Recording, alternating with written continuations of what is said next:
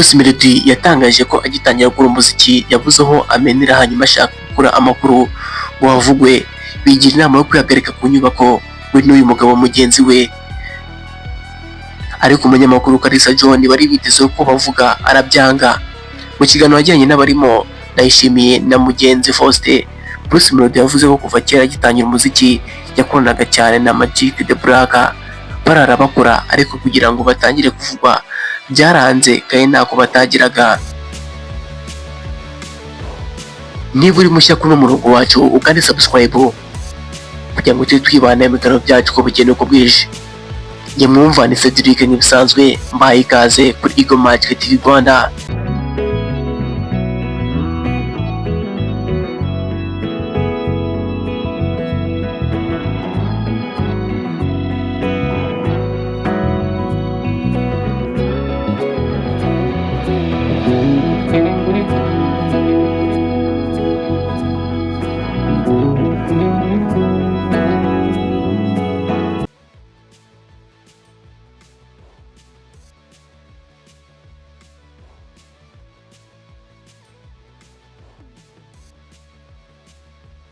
Magic The Black ndetse na Bruce Melody mu gitekerezo bahurijeho bafashe inzira bajya kwihagarika imbere y'inyubako ngo babafotore, hanyuma bavuge mu itangazamakuru, ariko Kalisa John arabakatira ababwira ko iyo nta nkuru irimo bakwiye kujya gukora imiziki, ibindi bakabyihorera.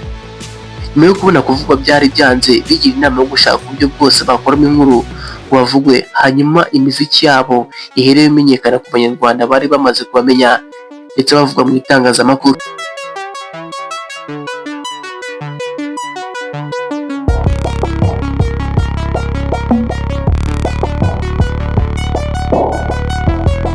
Bruce Melody yagize ati nari ndi kumwe na Magic tukajya dukora indirimbo, ariko bikanga. Buriya guhera kera twarakoranaga tukara muri studio tukiringa, ariko bikanga.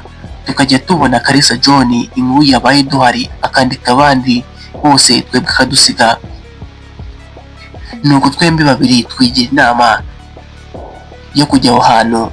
Hari akantu kari muri UTC imodoka zikatiraho, ni kariya twagiye gukoreraho ibara.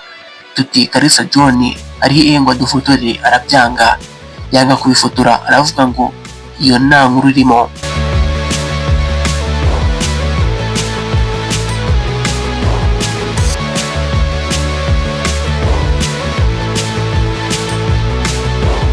Nyuma yaho babonye ko nta handi ho kumenera, hanyuma bakomeza gukora umuziki, ari nabwo nyuma baje gukora indirimbo yitwa Ingufu. Nyuma Amagi akomeza akora indirimbo yitwa Urarira, yatumye Amagi agera kure hashoboka. Bruce Melody nawe yarakuze cyane nyuma yaho biza gucamo, ndetse mu gihe cyo gushyira hanze indirimbo yitwa Abu Dhabi yari yatangiye kubona ibimenyetso by'uko ari nomero ya mbere mu muziki w'u Rwanda, atangira kwita 001 cyangwa se number 1.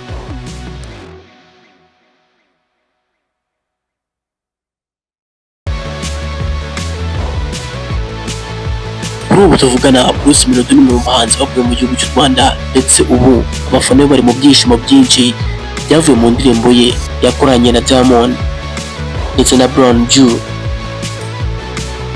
ndetse yarahetse gushyira hanze indi ndirimbo yitwa Munyakazi yakozwe na batari bake mu gihugu cy'u Rwanda.